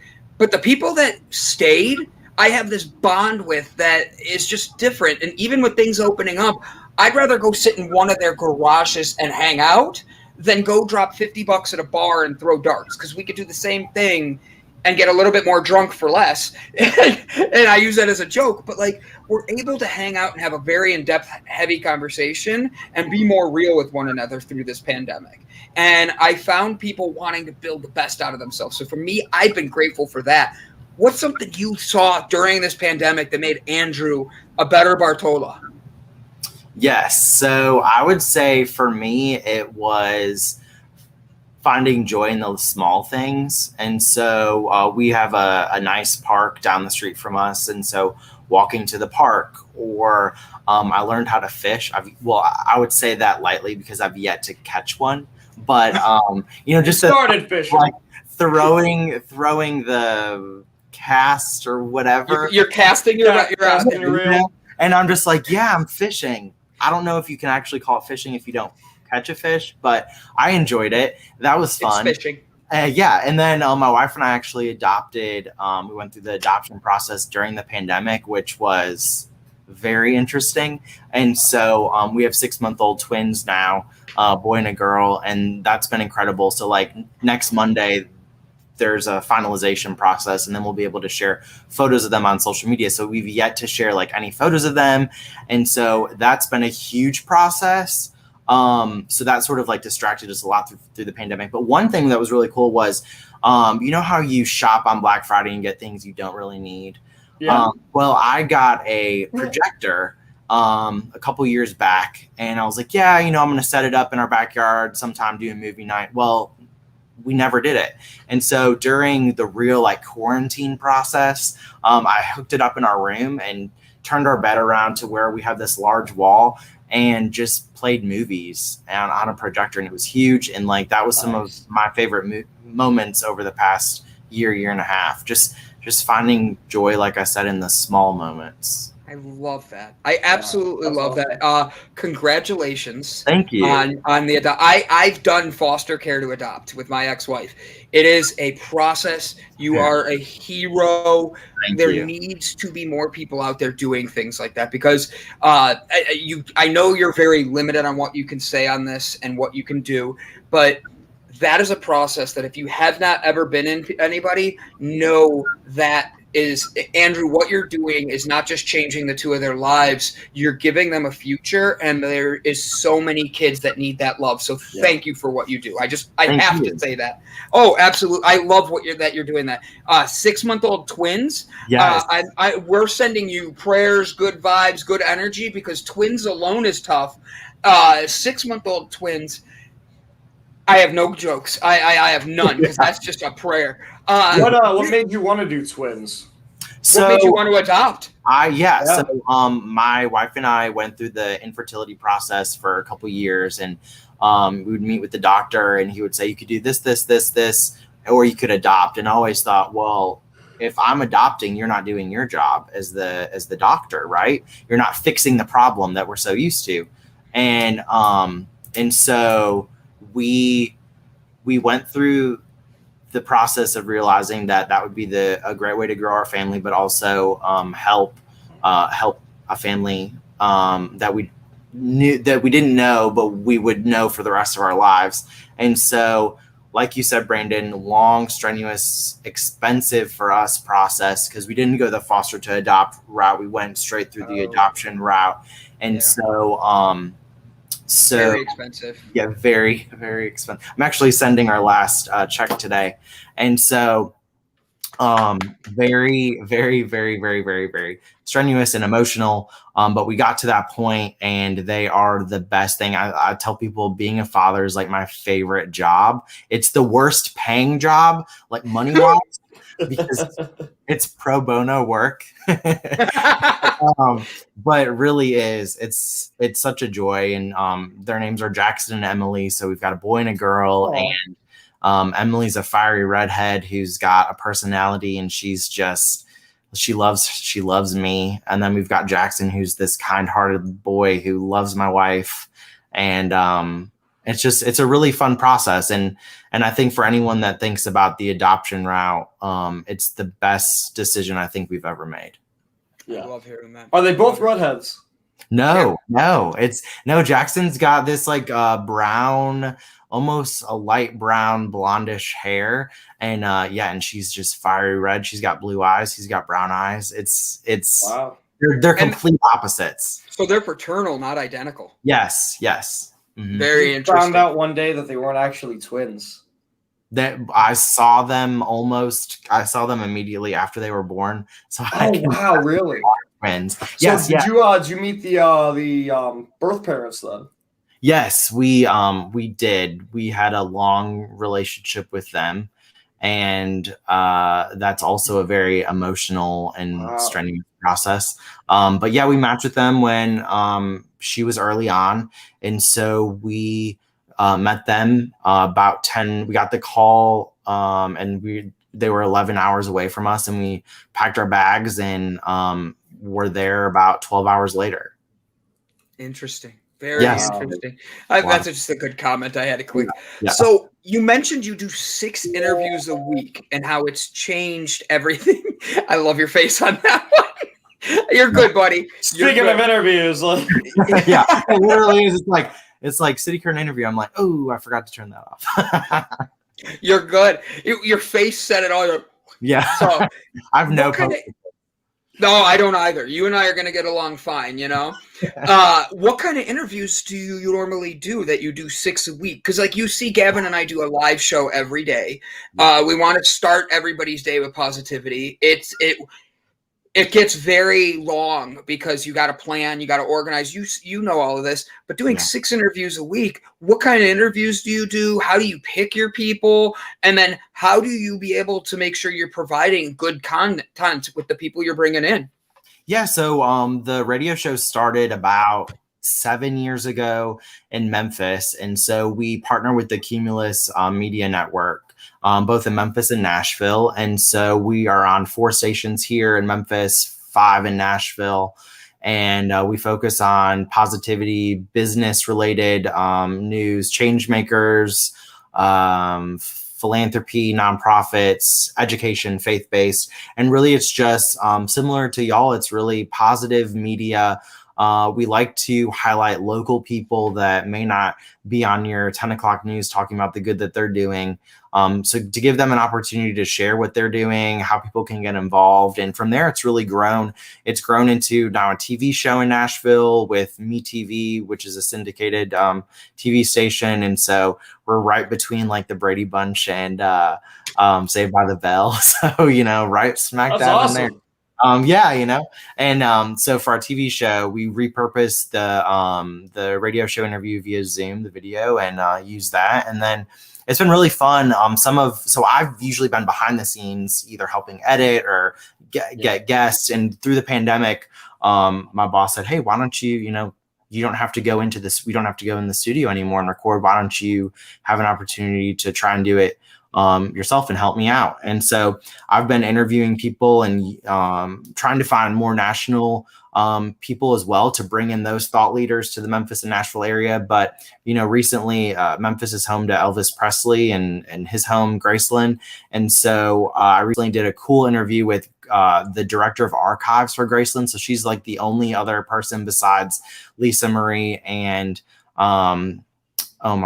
Lisa Marie and Priscilla to go upstairs, which if you don't know, like the upstairs of Graceland's off limits because that's where he passed away. And so like she's seen his bedroom. She was talking about like what's in his bedroom that like nobody knows.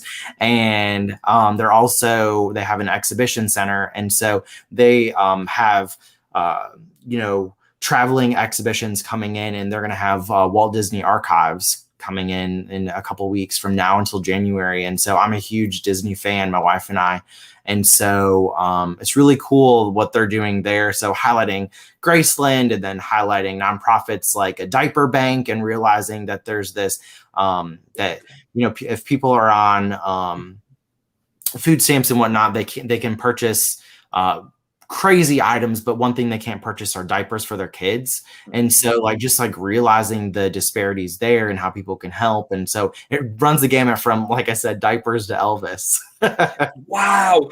So, all right, I have to ask, with that, are you getting to interview the lady who did the Elvis stuff? Like, Yeah. you're getting to talk to her? Yeah. That is stinking cool. Yes. That is really cool. Yeah, and you can totally tell the interviews that like I'm so fanboying over. And so like it's supposed to be like a 15-minute interview, but for her it was like 22 minutes, and I'm just like eyes wide open the entire time and like asking different questions. Because if you're in Memphis, like Elvis, well, for me as a transplant growing up in Chicago, moving down here, like it's just so cool to know the impact that Elvis has made across the globe, and then to talk to someone that literally is in charge of his 1.5 million artifacts that they have on hand is just, it's so cool. Yeah. Wow. You were talking about so you got this TV show now that's in between two that used to be extremely huge. I'm not sure how it is now because everything is on streaming services. What was the process like to get a TV show? Was it extremely difficult, or was it easier than you would think, even though it is television, everything's streaming services now? Yeah, I think what's really cool is a lot of, different networks need public programming and they need local content. And so with our skill sets, we're able to bring that to them in Nashville and Memphis. We've had a TV show with our PBS affiliate for almost a decade. And so we interview 3 people a month for that. And that's usually in studio. The past year it's been digital. And so we saw this opportunity to work with MeTV to do this from, like, I'm in my guest bedroom / office now, and to be able to produce a TV show or we have guest speakers every month for our virtual breakfast that'll turn back into our in-person breakfast. And we've had Jocko Willink, we've had Stedman Graham, which is Oprah's boo, Yeah. Wow. So it's crazy because I'm talking to Stedman Graham in my office guest bedroom, and you're like, what is the life, And so even just like, talking to y'all, like we're thousands of miles away, and just being able to communicate, it's really cool what media can do. And we can collaborate without, I love a good airplane ride, but if you don't have to, it's nice. Absolutely. Right? So then is that also the TV show, is that nonprofit as well, or is that become your main source of income then? That's sort of just a feel good thing. And so for City Current partner businesses like AutoZone, FedEx, Smith & Nephew, and smaller local regional businesses, put in resources and funds, and then we do the most good with it. And so we use it to power the good, like I said earlier, through events, media, and philanthropy. And so that's part of the media part. Philanthropy, we do a lot of give back days and volunteer days, and we partner with an organization called Samaritan's Feet, which is an incredible organization started by a man named Manny Ahome from Africa who saw a need to provide shoes to people, to children that don't have access to them. And so we help put those together. It's really fun. It's hard to believe that you actually get paid, every 2 weeks for it. It's a lot of fun. Have you been noticing the virtual events? Have you noticed any change from a virtual event to an in-person event for the raising of the money for these nonprofits? Do you think they're doing better? Do you think it's harder to connect with the people? What's been some of the best and the worst things that you've gone through with this switching to a more digital platform? Yeah, I think there's definitely some sort of Zoom fatigue or video conferencing fatigue. And so we work with a community foundation who has this huge crystal ball every year, usually has 1,200 to 1,500 people in this space. Well, obviously in COVID times, that's just a breeding ground of not good news. Yeah. And so we were able to work with them on a model to where they would do a live stream, and then they also packaged it for our local PBS affiliates to share it. And so the beneficiary of that, they usually highlight a Mississippian every year, and that one was Charlie Pride. And so he had just passed away, and so we worked with his family and country artists to do a sort of a look back at his career. And they raised the most money they had raised at the time, and that was January of this year. And so that was really cool to see. So I think there's opportunities for people and nonprofits. They definitely have to get creative because there is that fatigue that I talked about, but they also have this cool way that people from all across the world can be a part of it. And we've seen it with our virtual events where, we're having events in Memphis and Nashville, but virtually now we can have them together, and we have hundreds more be a part of it because they are able to stream it from wherever they are. I love it. I love it. So I am very impressed. I'm actually going to bring up your social media for everybody so they know to go not only follow you, but make sure they subscribe and follow. So boom, follow. You have another one on there. That was me that did this, guys. Look how wonderful this is. He even has our adoption, so you could follow their journey, his favorite quotes, learning about him. Disney app. I have to ask. And who's Lizzie? I have to ask. Lizzie is my dog. She was sort of the first Instagram stories that we used. And then from there, once you have kids, your dog, like, we still love Lizzie, but, the kids kind of get in the way. I have to ask, please stand. That is Ellen DeGeneres. Yeah. DeGeneres, not degenerate. Like, Yeah, no. that's what I said. Ellen DeGeneres. I was on the Ellen show as just a virtual guest. And so what's really cool, and I'll tell your viewers this, is that the great thing about these media productions like the Kelly Clarkson show, the Today Show, the Tonight Show, Ellen, a lot of them are getting back to it. That's my wife, Lacey. I'm giving it a like because that is my favorite picture I see on all of your stuff Thank right you. now. I'm sorry. I distracted you. What's really cool is you can be a virtual audience member. And so I've been able to, I actually talked to Hoda Kotb from the Today Show about our adoption journey for her SiriusXM show. And then I was bored one day and was like, okay, if all of these shows are still taping, they need virtual audiences. They want people that have a good webcam. They want people that have, AirPods or headphones or what have you. And so I was like, I've got both of those. And so I went on and looked at different virtual casting calls for audience members. And so I applied to be on the Ellen show as just a virtual guest. And that was such a fun experience. It was high energy the whole time. And so like, you're like clapping and you're like, woo, you're on The Price is Right. But it was really cool. So any of you, people are starting to get back in person, but they're still doing a lot of the virtual audiences. So Google your favorite show that has typically a live audience and see if you can be a virtual guest. I mean, they shoot them all the time and they always need people. And it's so much fun. I'm 100% doing that now. So I could just go to like the Ellen DeGenerate show. Yeah. Yep. She's probably going to have her people watch an episode and they're going to pick this one just because we're making that joke. And they're going to be like, F Brandon. but bring Joe on, But like, why not Gavin? Am I getting F'd or am I getting brought on? You're not going because you called her Ellen DeGenerate. Like, you're the one that started this, and I just made it a bigger joke. Okay. He's like, well, I don't get to meet Ellen.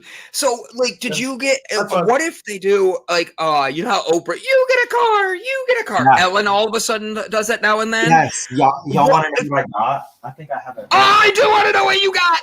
Yeah. It's so funny because we go, okay. They're like, we're gonna give you something, and you're like, oh my gosh, this is great. Like, I'm gonna get a TV. I got teeth whitening for a year. So no, that's awesome. That's awesome. Yeah. I have to be honest, that's cool. So I'm like, okay, I haven't used it yet. But yeah, like teeth whitening for a year, like pretty cool. It's like $400. And so, that was super fun. Oh, well, that's like really good teeth whitening. Yeah, it's legit. You got that good stuff. Yeah. Good teeth whitening, the one that won't like make your teeth fall out. Yeah. I'm going to try that. It's going to be good. Which one makes your teeth fall out? Just so I don't. It's fun. So, I've been using, Nude is what they're called, the whitening strips. Yeah, it's like a 14-day thing, and honestly, they're phenomenal. I like them a lot. They got mints too. They got some mints I got to try. I get in trouble when I use the nude ones. I apparently was doing it wrong. My clothes weren't on when I tried it. My teeth got no whiter. See, Andrew liked my joke. Sounds like a case. I think you read the directions wrong, Brain. Yeah. The wrong thing got whitened. So now, Andrew, who is your favorite person you've been able to interview so far? Oh, I know. That's a tough one. well, I wouldn't say interview, but for any of my family or friends that are watching, they're going to sort of roll their eyes. But being able to go to the White House twice, that was so much fun. And like being able to pick the brains of the Office of Digital Strategy. It was the first time was during sort of the Obamacare rollout. And I don't know if you remember, but their website was terrible and they had like awful glitches. And so it was a small group of us. We were with their Office of Digital Strategy and sat down and like talked about it. And they were really transparent and they were like, listen, we need your help. And so I actually wrote a BuzzFeed article that had, it was focused around memes like Lindsay Lohan and Mean Girls when she walks, or one of the characters walks by the bus and gets hit by it, and like, you know, fetch happens and like all these like kitschy things for memes. It was basically for millennials and young professionals to purchase Obamacare if they weren't covered by their parents or what have you. And so I wrote a BuzzFeed article for them. And then the White House shared it, and I was like, "This is so cool!" And obviously, this is during the Obama administration when they had an Office of Digital Strategy. Now they have one again. So it's cool to see some of those people now and the role under the Biden administration, and it's just really fun to see how the White House and that works. And then you see that and you know sort of the inner workings of that. And the second time was for their Christmas open house. And so like I'm a huge like HGTV person. Like I could watch it for hours. And so I've always watched the specials of like Christmas at the White House.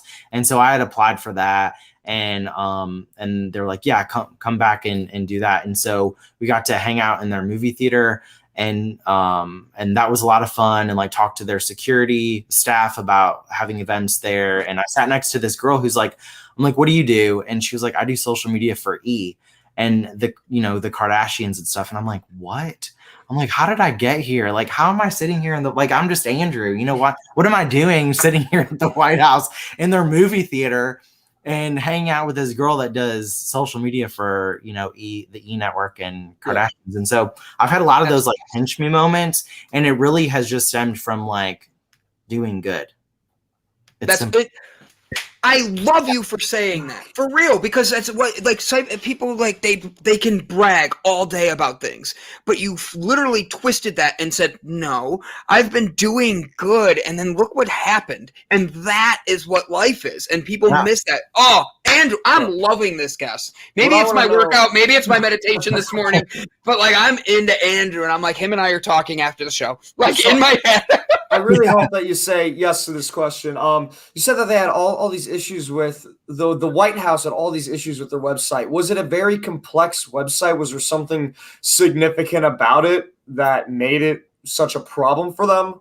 I think the biggest thing was there was so much bureaucracy with it. And once, if you're in a big corporate setting, you realize that you have to get legal involved and you have to get these people and this. Yeah. And then it just becomes so cumbersome that the end user can't use it. And then it's not functional. So what's the point? And so for us, it was really just stripping it back and saying, okay, what can we do to make it easy for the end user, for the 65-year-old to the 27-year-old? What is it that makes it easy for them to use and to get the insurance they need? Because as we know, the United States has a lot of issues when it comes to that. And so we want to make it as easy as possible, because that's just the starting point to what the headaches they're going to get, going through that process. Yeah. Because in my mind, everybody has a website now. So I'd imagine they're not impossible to make or find somebody to make a good one for you. So when I hear that the White House is having issues with a website, it's like, oh, that's concerning. Yeah, they have to handle issues much larger than a website. So what the hell's going on up there? Yeah. Well, that makes sense. So you have so many people having so much say in what does and does not need to be on there that it becomes more of a political kind of issue in itself.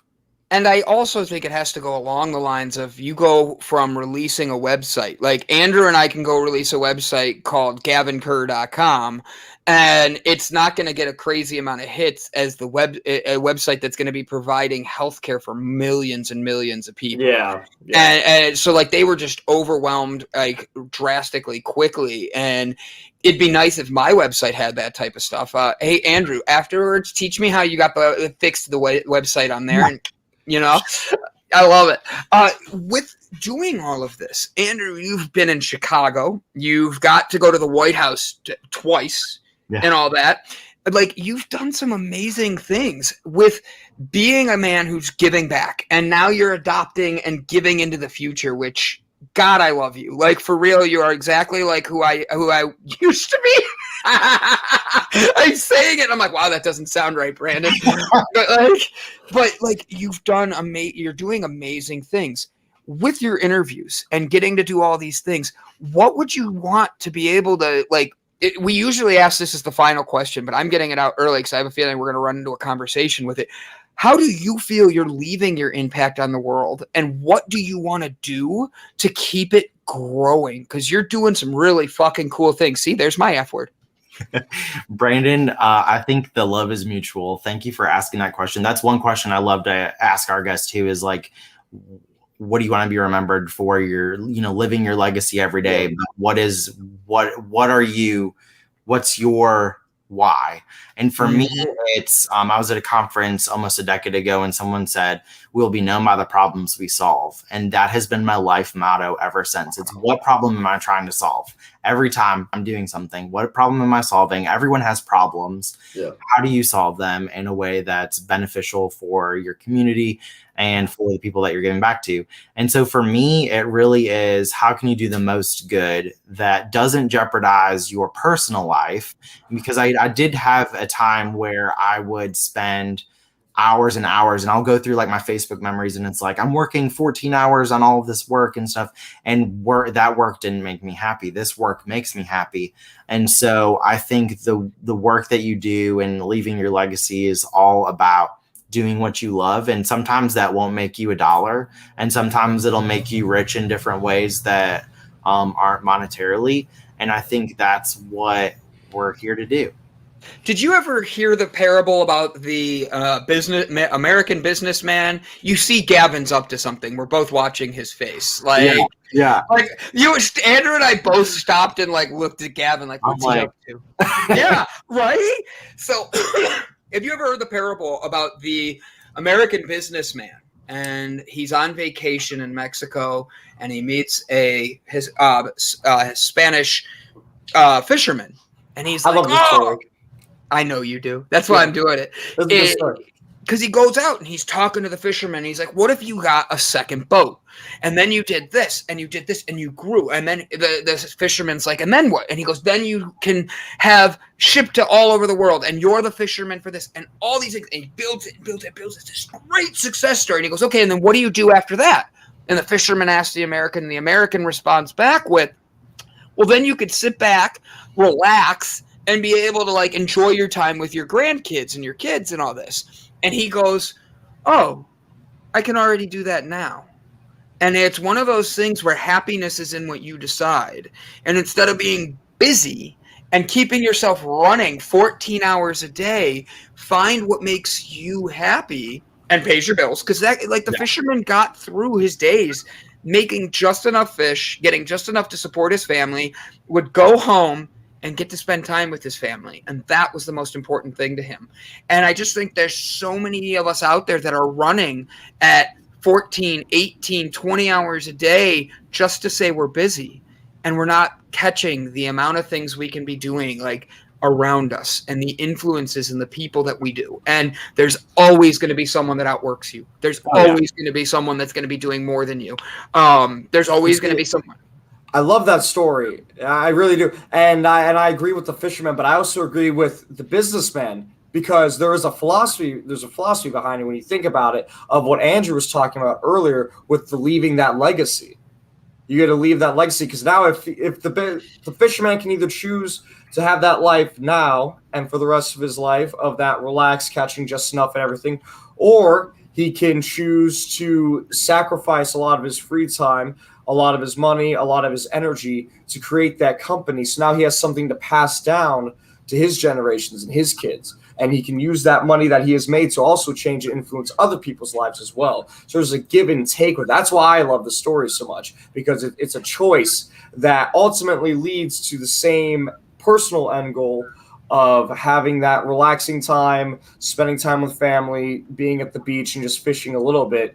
But you have two different pathways to get there that lead to two very different side outcomes.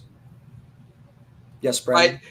I would like to agree with you, and I'm going to use Andrew, if he doesn't mind, as my example. Sure. As I was a foster dad to adopt and went through a marriage and divorce, former youth pastor, now I own a weed business. Fun. But I do a lot of different things. And for me, when I hear that parable, I literally think of how at one point in my life, I was about being able to leave my impact in this world through my kids that I was fostering, through the adoption agency. And as life made turns, I literally saw that I want to leave my impact in one, like you're saying, Gavin, as a businessman that can make a difference. I want to leave. I don't give a shit about my name on a freaking building. I have the degrees. I have what you're supposed to do. I'm accredited by what they say you're supposed to do today in American society. But at the end of the day, it's another piece of paper on my wall. It's another plaque. And if I can't influence somebody to make a difference in themselves and provide options, teaching them to fish compared to just being their fisherman, I would rather do that. And that's where I take that parable is I've seen both sides, being older than you, being almost 40, when I was your age, I was just starting foster care. And it was a whole process that a lot of people don't understand. And I think Jay Bird hit it right on the nose. It's all about perceptive. Happiness is in the perspective. I'm sorry. Pro bono. Gavin and I pick on each other a lot. But like for real, it's about being what's going to make you happy and how you're going to leave your impact. I love Mandy Atterbury's comment right before that is the difference. I would like to make a difference in the world without anyone knowing about it. Yeah. Honestly, I think that is huge because you don't know how. Yeah. Have you heard the parable about the smile? One guy smiles. It leads from one thing to another of people just doing good things, all because someone smiled at somebody. And then at the end, somebody goes into a burning building and rescues a baby, and that baby becomes the president one day. Now, it's a very drawn out one, but at the end, for real, I know. But it's meant to be about how that one smile changed one person's attitude to change another's, and people just kept doing things. And that is what that's about. It's about you never know who you're going to impact and how that's going to change somebody else's trajectory in life. We've totally gone off and let Andrew just sit here while you and I talk. I feel bad now. No, not at all. So, Andrew, when you're picking interviews, do you pick only good-looking people like Gavin, or can ugly people like me come on and be able to like sweat on your show and like have fun conversations? Oh no, yeah, you have to have good-looking people. So sorry. I'm just kidding. Go take a shower, Brandon. Yeah. Your face. White people don't get likes. I'm sorry.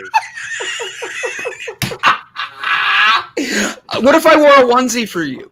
I'll let you pick it. Yeah, onesie. I mean, is it like a full like face onesie? Like yeah, I can do that. I have a Batman. Is it a onesie or a mascot suit?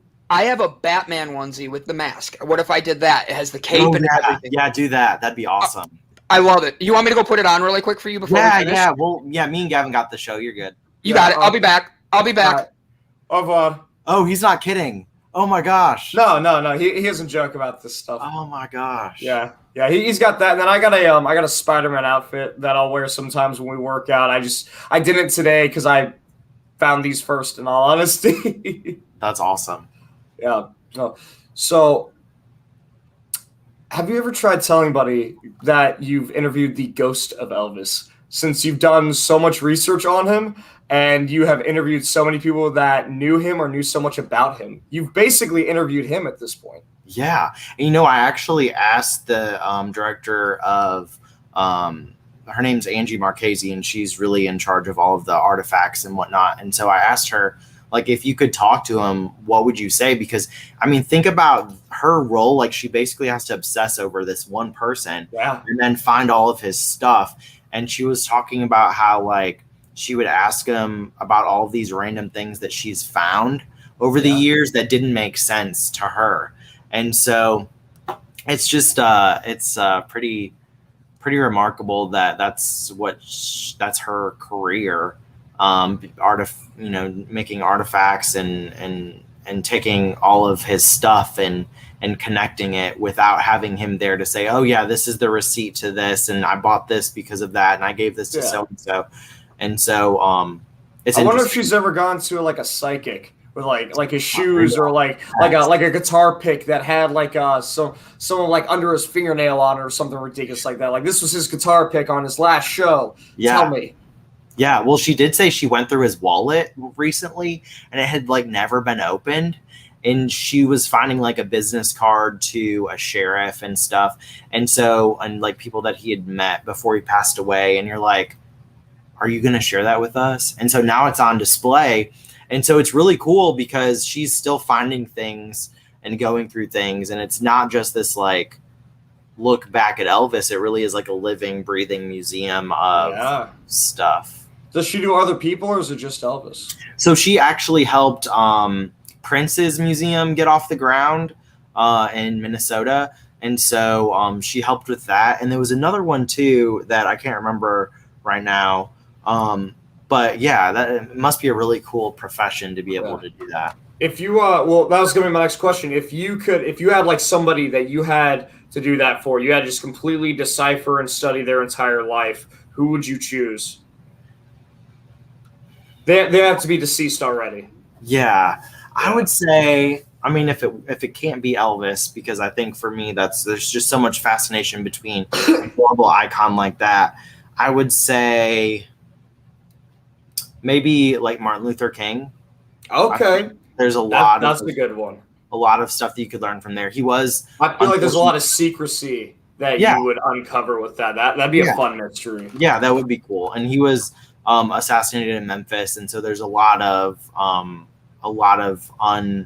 unspoken stuff that you could go through. And so I think that's a really fascinating. And then you look at all of these characters, and I say characters not in a disrespectful way, but these icons that we learn in school, Martin Luther King. In a sense, that's what they are. They're almost fictional. They created such a huge impact on the world that you only see it in comic books, TV shows, and movies. Yeah, and then you realize, oh, that was in my grandparents' lifetime or my parents' lifetime. Yeah. And you're like, okay, it's not so far removed that the history books make it like that. Yeah. And so things like, things like the Holocaust and the civil rights movement. Well, the civil rights movement obviously is something that we're still tackling with diversity and racism and whatnot. But those things you think are so far removed from our psyche, but they're not. They're stuff that people on the street saw firsthand.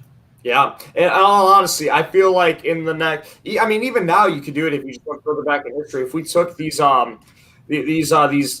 icons, these people, and we made them into comics, the new generation being born now would read them and think, whoa, these are amazing stories. And then their grandparents could say, yeah, I met him.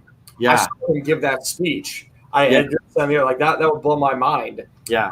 For me personally, I share a birthday with Elvis. But as much as I would want to pick him, I would have to pick our other birthday twin, David Bowie. All three of us share a birthday, January 8th. So I would probably want to go through David Bowie's life because he just reinvented himself so many times. Yeah. And I would love to get a history on his mindset and everything, try to figure out how he was able to just sort of pivot every time something changed in his life. Yeah. I see a lot of, and I don't know, I see a lot of David Bowie and Harry Styles in the way that he sort of like is person, this persona, but not like there's a lot of fluidity in who he is. And so, I mean, I'm just throwing that out there. No, I definitely understand. He's another one. Like artists that I've seen that have reinvented themselves time and time again lately have. I think the two most prominent would probably be Harry Styles and then Miley Cyrus. Oh yeah, she's a great example. Yeah, she would be somebody that I would absolutely love to interview, just because from being a child star to basically just the crazy woman on TV doing all kinds of nonsense and shit to now being this almost rock star, the way that she did her latest album. Yeah, and so Gavin, you're a musician, right? Yes, I am. Yeah. Okay. Yeah, I sing, I play guitar, do my own music as well. So what sort of genre is your... So I did throughout high school. I did symphonic and show choir. So I have classical training. I have some pop training. I was the lead singer of a metal band for 3 years. I did a lot of clean vocals, but I did distorted vocals and then growls and screams as well. I put out an acoustic EP that I didn't market at all. In all honesty, I put it out more for myself. So I just really wanted to get these songs recorded. But that was the best way to describe that was like an old man sitting on the front porch. The sun is setting. There's a slight dew on the grass, and he's just kind of reminiscing about his life. And then right now I'm almost done. I just have to record the vocals. It's a punk inspired EP where it takes away from all the different, because there's so many different punk genres. So there's more of like a crunch, there's pop punk in there. There's a lot of like rap elements involved as well. So that's the latest project that I'm working on. So I like to expand. I like to do fun things. While I'm in the car, when I sing a lot of musicals and sea shanties. Nice. So I'm kind of all over the place with the music that I enjoy doing. What are your favorite musicals to sing? Right now, I would say I know Hamilton by heart at this point. Okay. I heard it and just learned all of it.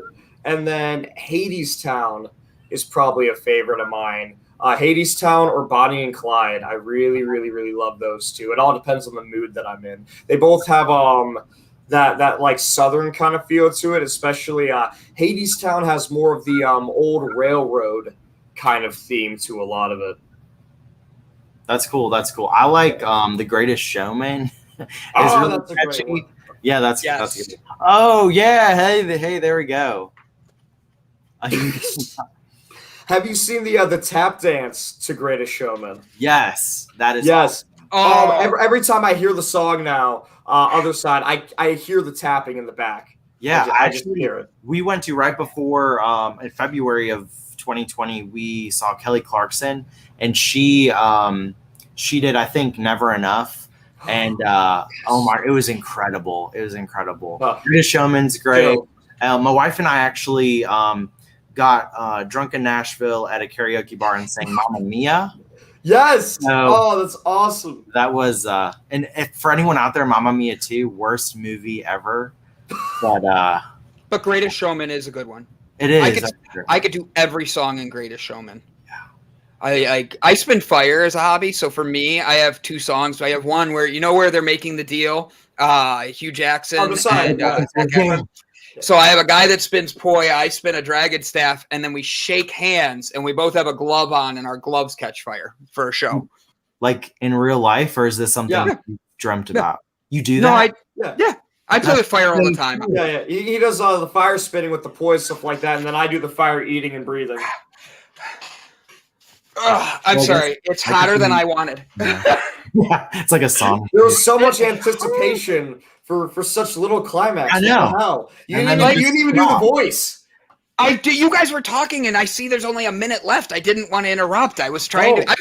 I was sitting back there for like 5 minutes, going, I don't want to interrupt them, and I want to let them talk. And then you said Greatest Showman, and I'm like, this is my end. Well, I saw you in the background when you first came out as Batman, and then I saw you like messing with your camera and throwing things around. So I was like, I'll let him be for a minute.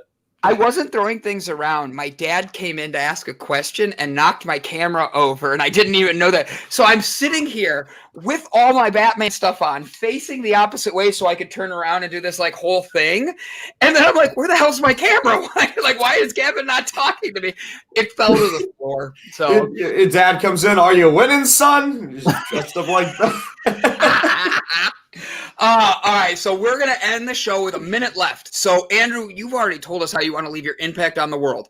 Do me a favor, tell everybody we're going to end with our favorite quotes today, okay? So, like Joe from Fuck Joe earlier, he is be the change you want to see. That's always his quote. It's Gandhi, but he quotes it. Excuse me. Mine is going to be something a little different today. I say that to find your best you have to be able to step out of your comfort zone.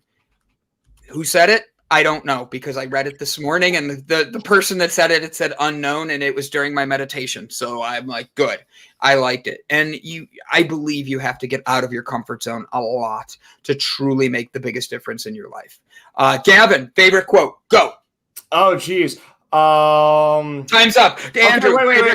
No, I know. It's not. Stephen King. People think that I must be a very strange person. This is not correct. I have the heart of a small boy. It is in a glass jar on my desk. All right. That's my favorite quote. Yep. Andrew and I both stopped. We're like, yep. Yeah. That's good. Well, mine, is the will be known by the problems we solve. But I also have this one, which is actually from Hebrews 10:24, which is let us think of ways to motivate one another to acts of love and good works. There's the Bible version. I love it. Be who you are meant to be, Mandy Atterbury. Miss Delport from South Africa. Right? Very good quote. I my favorite quote of the day. I'm back, LOL. She actually went to go do her podcast. I saw the link put up earlier. I'm going to make sure I go click on that and that.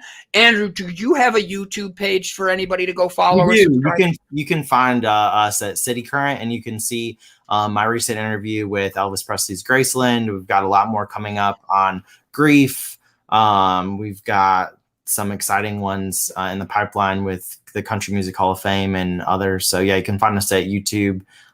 Just search City Current, one word. City. Oop. I'm typing it in right now so everybody can go current. It's you have almost my favorite number. And then this will be the last thing, guys, because I know everybody's got to get to work, and Gavin's probably annoyed me or whatever, Just kidding, Gavin. This it? Yes, this is it. Boom. Subscribed. Thank you. Boom. The bell. All of them. Guys, do yourself a favor. Go hit subscribe. I'm taking this right now. As you can see, I'm putting it in the chat for everybody to go subscribe. Go give Mr. Andrew one of your biggest subscribes. He is a inspirational person, and you never know who he's going to talk to. He's got the ghost of Elvis all the way down to the ghost of Gavin. So, guys, do us a favor. Go hit subscribe. Thank you for tuning in. Andrew, if you want to stick around backstage for a minute, we'd love to hang out. Share, like, comment, and guys, above all else, be the change you want to see in the world, because changing the world starts with you. Thanks, guys, for tuning in. Bye.